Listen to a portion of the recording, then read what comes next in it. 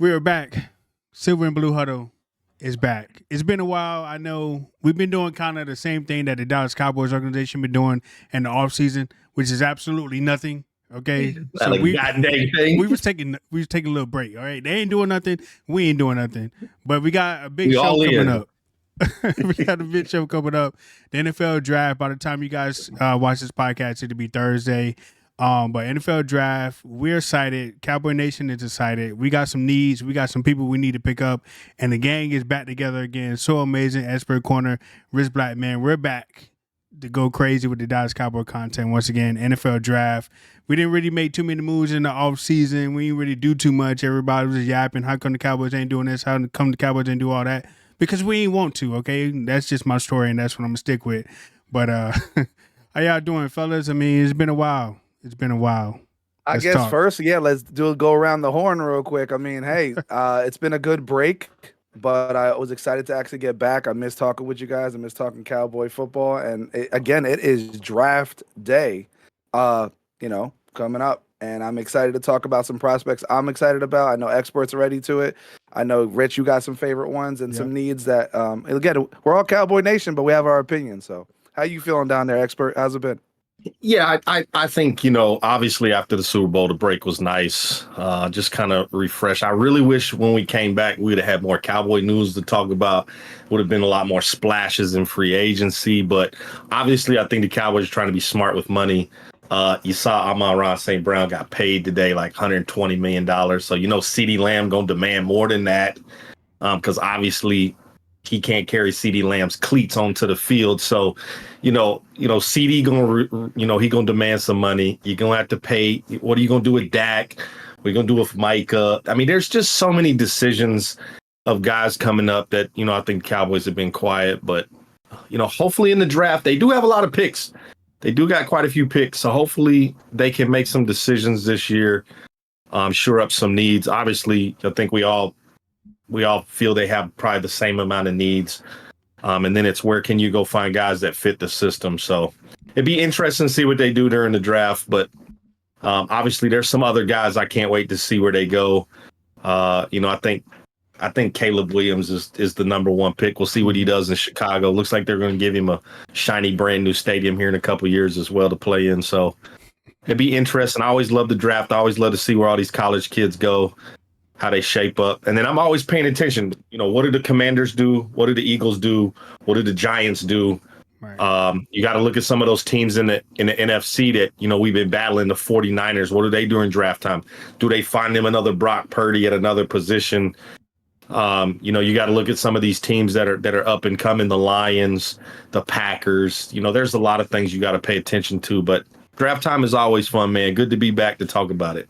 Yeah, and it's exactly. Good to come back as well during this time. Like I said, we didn't make too many moves in the off season, but that's okay. We're gonna run it back again with the same team, and either way, even though we was quiet, we still are America's team. We are still the team to beat in this upcoming season, and it is still our year. Okay, it's looking pretty good. So just want to throw that out there as well. But draft day is here. I'm excited. Can't wait to see what our Cowboys do and definitely see what some of the other teams do to try to keep up with the Cowboys because, like I said, we still the team to beat. But obviously, the Dallas Cowboys lost some players in the offseason that they had to actually address in this particular draft. We lost Dorrance Armstrong. We lost our center, Tyler Biadasz. We lost our running back, our starting running back, Tony Pollard. I mean, no matter how you feel about Tony, I think he did contribute a little bit to the team. He will be missed.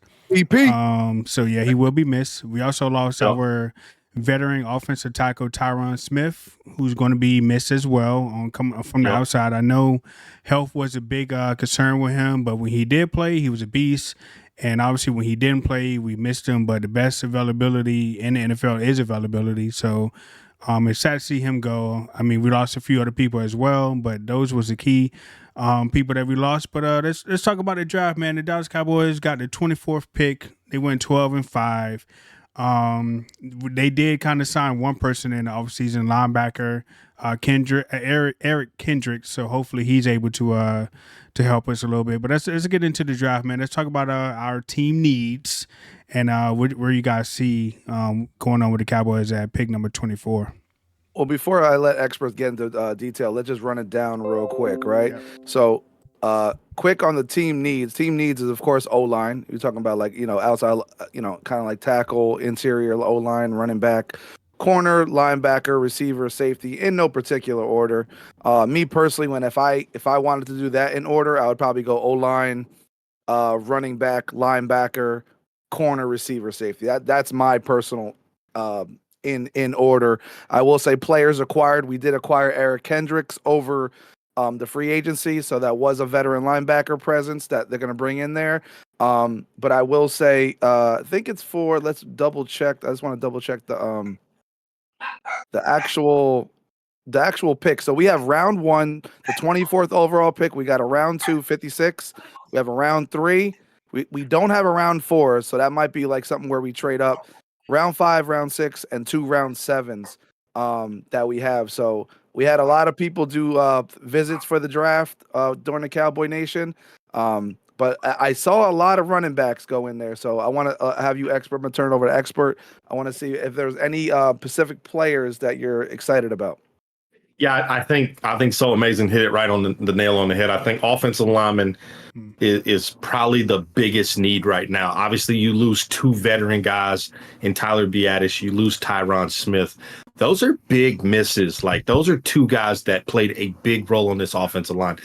You still got Zach Martin. You still got Steele. I mean, you still got some guys that they feel can step into those roles. But I think with that first pick 24, they're going to go offensive lineman. And there's a couple guys. I mean, there's the tackle out of Penn State. But I like the guy Tyler Guyton. You like Guyton? Okay. 6'7", I like Barton, yeah. 6'7", 328 pounds. He's not the most polished guy. But they didn't feel, last year when we drafted offensive lineman, feel he was the most polished. There's we got chances to kind of to mold him into that guy. He can move to the inside at guard. I just feel like, and then again, of course, we all know who is still on the board plays a big role. So if there's a big name at wide receiver, there's a big name at corner, offensive lineman, inside linebacker. I think those play roles into that. So I wouldn't be upset if the Cowboys went and got a wide receiver at pick 24. It would not surprise me if here's my thinking. You've done absolutely nothing in the offseason. Absolutely nothing. You got Hendricks from the Chargers is basically it. That's it. You've let all these guys walk. You've signed a couple, not anywhere close to big names to come in here, but you don't think Jerry Jones is sitting thinking we got to make a splash right now in the first round? I could see Jerry Jones trading up and going and getting one of these speedsters at wide receiver. You mean like an Xavier Worthy from Texas? I could see it. Wow. I could see Xavier Worthy teaming up with CeeDee Lamb and Brandon Cooks and Jake Ferguson on that offense. Ooh, that would be crazy. I could see it. I really could. Now, my question is, Jerry is. Now, I was gonna say, now as a Cowboy fan, now we do realize that he likes to do that sometimes, get risky, and just go for it because of the situation on what's available on the board. So, I guess this is a question for both of you guys. I like that. I like the direction you were going with. How do you feel though if we don't get O-line first round? Is it one of those feeling where, okay, we got the splash player, second round we gotta go O-line? Do we trade up? Yeah, I think in the first 2 picks you have to be offensive linemen. Okay. You have to help Dak Prescott out at some point. Right. And I know a lot of people that are not Cowboy Nation fans. They're gonna say, "What else does Dak need? We gave you Zeke, we gave you Tony Pollard, we gave you CeeDee Lamb, we gave you Jason Witten, we gave you Jake Ferguson, we gave you all these weapons." You're paying the man $60 million. You got to protect him, right? Right. And then I saw Stephen Jones came out the other day talking about Trey Lance and how impressed they are with Trey Lance and all this stuff. Mm-hmm. I'm still afraid that if something happened to Dak Prescott, the season is over with. I really am. So you got to find a left tackle to protect his backside. Now, does Tyler move out there from inside guard? Do we move him back out and have him play? Because he's done that before. When Tyron was down, they moved Tyler out and kind of let him play left tackle. a couple times, but they've tried to keep him at guard. I don't know if their progression is to move Tyler out to the left tackle and bring someone in for that interior. Plus, you also don't have a true veteran center on the roster, and that is a key part of this offense. Is that center makes all the calls? Right. I was going to say, because it's very strategic. I like the direction you're going with, Expert, because when it comes to the O-line, and Jerry loves O-line, historically loves O-line, and we were a running team, right? Like, depending on how this draft goes and who's available, right? Do we get that key center, and then do we kick, like you said, do we kick out Tyler Smith to play tackle, or do we pick up a guy like Mims? That's one of my favorite guys from Georgia, Mims. Put him at tackle, and if he can handle it, then you kick Tyler Smith back in guard, right? So then now it's like, who steps up at center, or do you pick up a center later on in the draft? Like, yeah, and I think that's scary. That's the key, right? Because you've been using Tyler Smith strictly at guard for so long, and he's done so well at that position. I mean, he had so many question marks coming in a couple years ago. Of could he play guard? Could he move around? Is he agile enough? And he played really, really well. Now, of course, he had Tyler Biadasz on one side. He had Tyron on the other. It's a little easier to play offensive guard when you got two guys like that playing on the other side. I think he is athletic enough, though. Like, Tyler Smith is quick. I really think he could move to that left tackle spot, right? And so there it is, right? So amazing. So then you got to start making decisions of, if Guyton is there, he can play guard. Tyler can play tackle. Well, if Guyton's not there, or maybe one of those other guys fall, like you talk about, that's more suited to play left tackle, then you leave Tyler on the inside and let him play guard. But then again, I think the key is do the Cowboys trust the offensive lineman on the roster, one of those guys to step up and play center right now?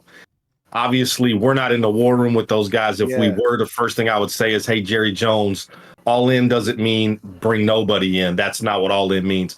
But obviously, those guys in the war room have done their due diligence. They've had those guys in on visits. They know the direction they're going to go.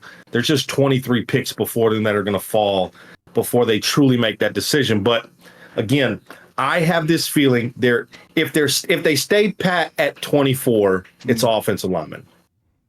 If there's an opportunity for Jerry to do something crazy and move up in the draft, you could see a Worthy at wide receiver.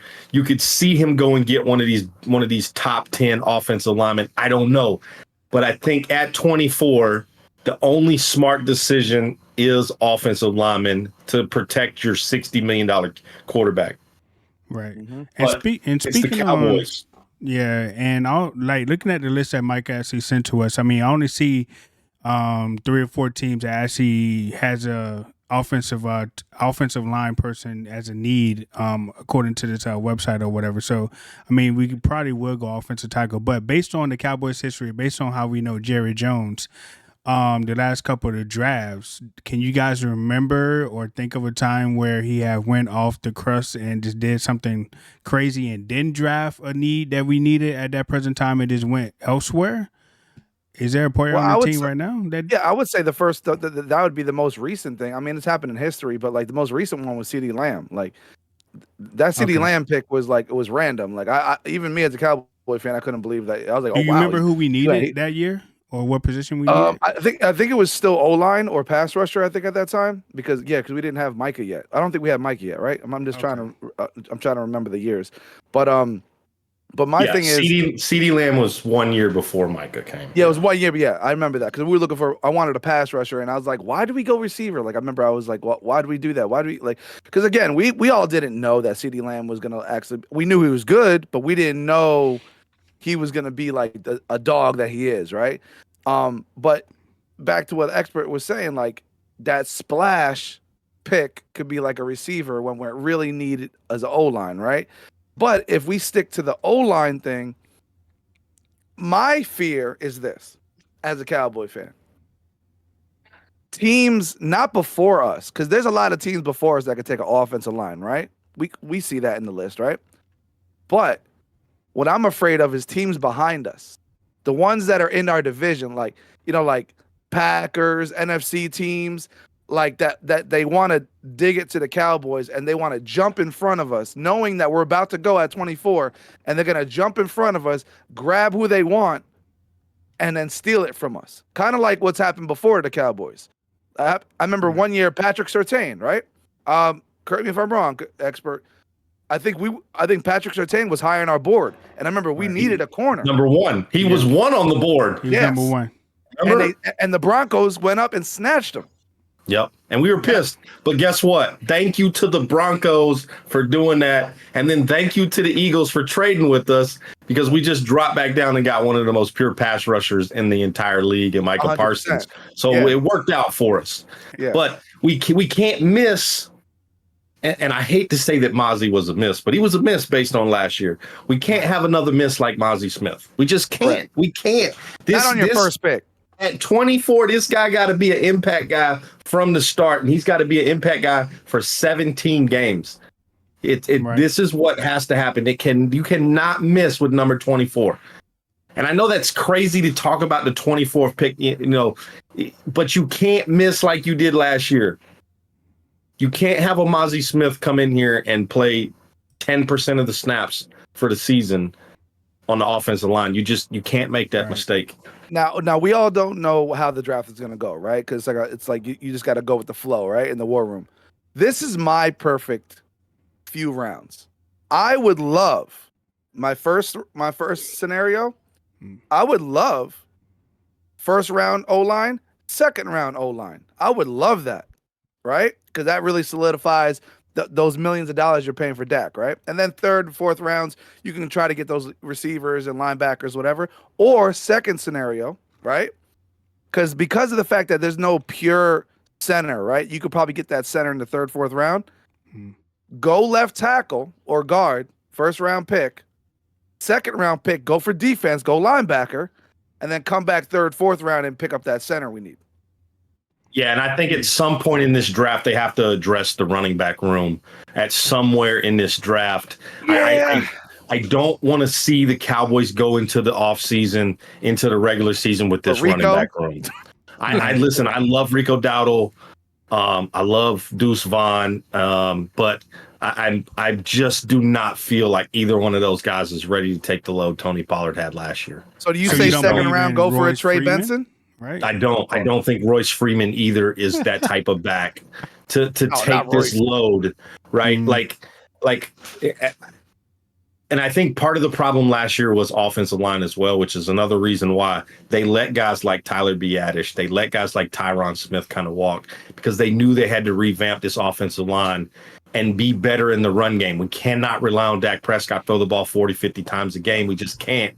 We got to find a way to get the run game going. And I think McCarthy understands that, and they're going to make changes and draft according to that. Now, on the other side of the football, they kind of got exposed in the wild card game. They didn't get after the quarterback very well, with a lot of hustle from this defense. So I think also, like So Amazing said, inside linebacker is also a key spot. Now, obviously, you're going to get Overshown back from injury. You got Hendricks.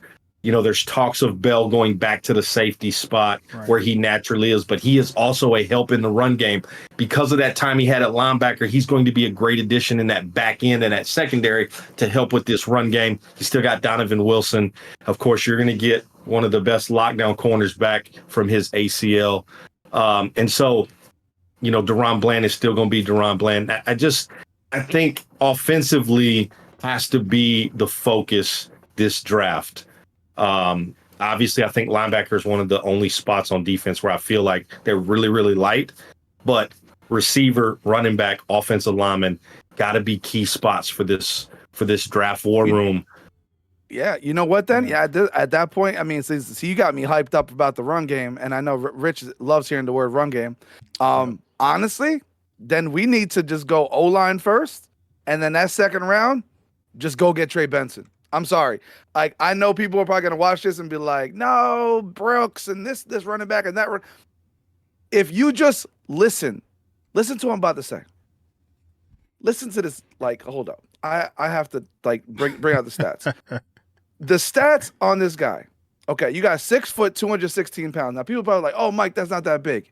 I don't care. Watch this man's highlights. This man runs north and south. He has legs like a tree trunk, looking like A.J. Dillon. He runs a 4.39 40-yard dash. He has a 1.5 10-yard split, 33.5 vertical jump, and a 10.2 broad jump.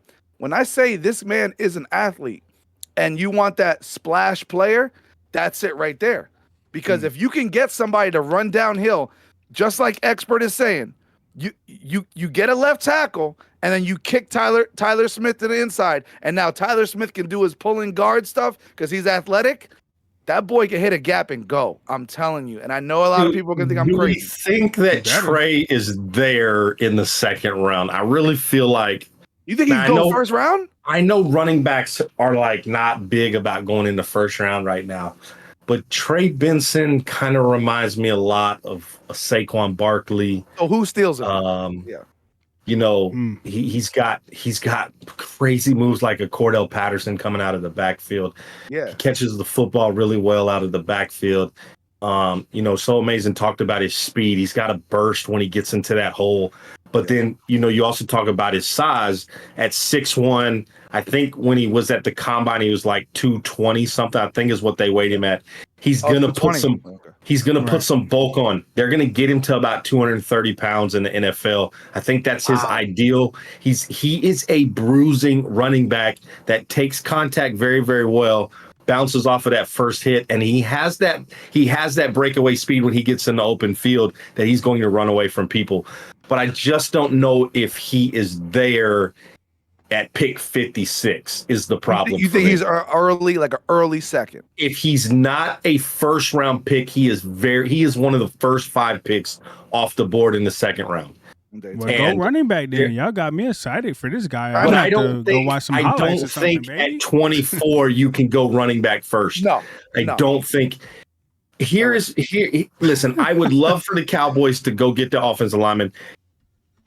There's still a lot of good running backs in free agency that have not signed to teams yet. Let's see what Royce Freeman and Rico Dowdle can do with this backfield. Go get you a veteran running back, a Dalvin Cook, Ezekiel Elliott. Go get one of those vets to get into that room.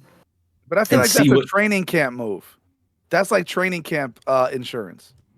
But I think if you reach for a running back in the first 3 rounds and he doesn't hit, you're going to kick yourself 2-3 years down the road because you could have got another offensive lineman. You could have got an inside linebacker, could have got a wide receiver. That's going to make an impact. Technically, an offensive lineman will probably last longer in the league than a running back does. I mean, statistically. Listen, if for some reason Trey Benson is there at 56, if for some reason this guy falls all the way to the second round pick for the Cowboys, I would be perfectly fine for them pulling the card out and saying with the 56th pick in the second round of 2024 draft, the Dallas Cowboys select Trey Benson from Florida State. I would love that pick, right?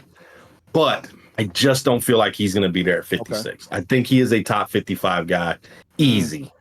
Wow. And I still think that somebody in that first round is going to take a chance in those late, 25 to 32 are going to take a chance on this kid because he does have the stats. You do look at that highlight film and he jumps off of the film at you at Florida State. Yeah. And he's crazy. This is why I know we talked in the pre-show.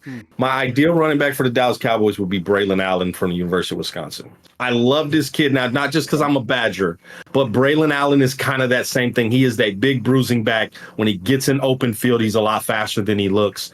The thing about Braylon is, can he stay healthy in the NFL? Now at Wisconsin, they overused him. He was their entire offense. Wisconsin does that. They did that with Jonathan Taylor too. Right.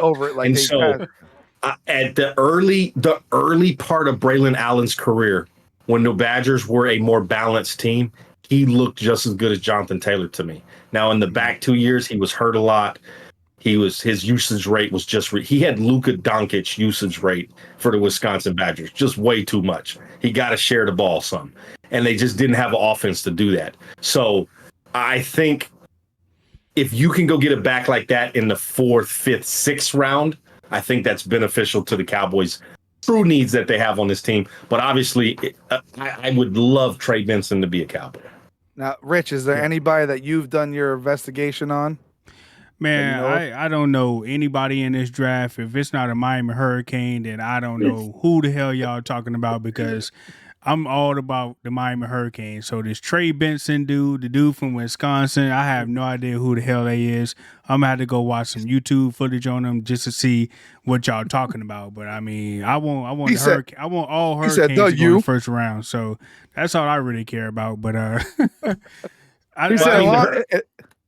don't have no Michael Irvin. Yeah, there's no Michael Irvin in this draft. The Hurricanes don't really have a lot of prospects coming out. Right. Yeah, I know Rutgers beat them. I mean, Rutgers. They do have offensive linemen. They do have a center coming out in Matt Lee, who, if you can get him in the 7th round, see, we get a center. You could go get Matt Lee, because I think you develop him. I don't think he's ready day one, but you develop him, he might be able to step into that role. I am more nervous about this draft than I have been in the past probably 10 years for the Cowboys. Yeah. Wow. And like, you know why? I think it's because I'm a lot of going pressure. all the way back when the Cowboys were going to draft Johnny Manziel. Oh. And I'm screaming at the TV. My son was probably 14, 15 at the time. I'm screaming at the TV, do not draft Johnny Football. Do not draft Johnny Football. Yo, that was probably, you know what? Thank you for saying that, because that just made me reminisce. I was in New York City. Just a quick story. I was at New York City draft, and this is a true story, no lie. That same draft, when they picked, what was it, Jadeveon Clowney was the #1 pick. That was for the Texans, right? Yep. And I remember they kept zooming in on Manziel. I was in New York City. I just got out of work. I was working in Manhattan, and me and my girl, we had tickets to Johnny Utah's, which was right next to the not Rockefeller Center. Oh my God, I forgot the name of the spot, but it was in Manhattan where they do the draft, right? The Radio City Music Hall. And I was crossing the street, and this is no lie. I was crossing the street with my girl. I was dressed up real nice. I was really in shape at that time because I was a personal trainer. So when I was walking across with my girl, we was dressed up nice. They thought I was a player.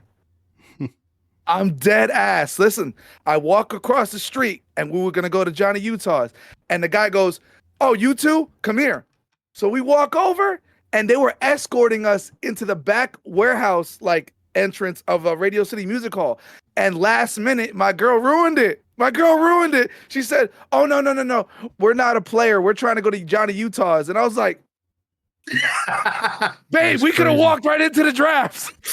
But anyways, yes, that same energy that you're talking about is the same one I'm feeling for this draft, because I don't want to ruin it, because we know what we need, right? But that war room is going to change things. Yeah, right. Yeah. We need a Travis Frederick, Zach Martin, Tyler Smith type guy at 24. And those are the glory days, right? 2013, you move back down in 2013 to get the last pick in the first round. I think they traded with San Francisco. They get the last pick. They draft Travis Frederick. Everybody was upset. Cowboy Nation's upset. Oh, I can't believe you drafted this guy. Turns out to be one of the best centers to play for the Cowboys till he got sick. Yeah. Then the very next year is the Johnny Manziel year, where you're like, no, don't draft Johnny Football. And you draft Zach Martin, which turned out to be the greatest choice the Cowboys have made in a long time. He's still playing for us. He's still playing for us while Johnny Football is trying to relive his, going through his addiction process. Right. And, I hope him the best. But he just flamed out of the NFL. Could you imagine if they would have planted that guy in Dallas with the nightlife in Dallas? He wouldn't have lasted half the time he lasted in Cleveland. So it's just, I need one of those type of picks this year, and I'm so scared that Jerry Jones is going to be like, we gotta shock Cowboy Nation, and we're going to trade up and go get somebody, and they're not going to address the offensive line like I want.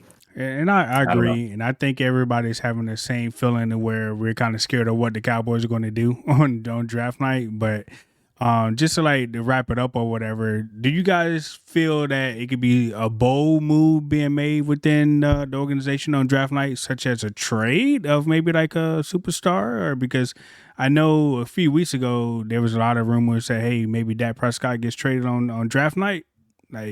any feelings or any bold move or prediction that you guys got that you think the Cowboys might pull out of their hat or whatever? To trade Dak though, somebody would have to take on a pretty hefty paycheck. Yeah, I don't think I see it. I don't think they Prescott. trade a player. Cowboys hasn't really done that before in the draft. Like really, I mean, I can go really far back and probably find one where they did it. I think they did. I think that was the Herschel Walker thing. I'm not sure. I got to really go back into my Cowboys history. But recently, the past 10 years, we really haven't done things like that. We might have traded up for a pick that we really want. We'll jump in front of body. Now, that is not something that will surprise me, Rich. Right. I wouldn't be surprised if we jump up and, like experts said, get that future Hall of Fame offensive lineman that we really want. You know what I mean? Like, let's go get it now. Yeah. And then maybe come back in the third, fourth round and then continue our draft, rounds. But I can see the Cowboys jumping up, grabbing our future offensive lineman forever, and then maybe giving away a second round pick because we want that so much. I think the question is would we be upset as Cowboy Nation if they traded Dak? Yes, I would. I'd be upset. Here's the thing. I don't think Cowboy Nation is ready for that span between a good quarterback, whether you like Dak or not, he's a good quarterback, and the next good quarterback, right? Between Troy Aikman and Tony Romo, I want you guys to go back and look at the quarterbacks. Now, we know, right?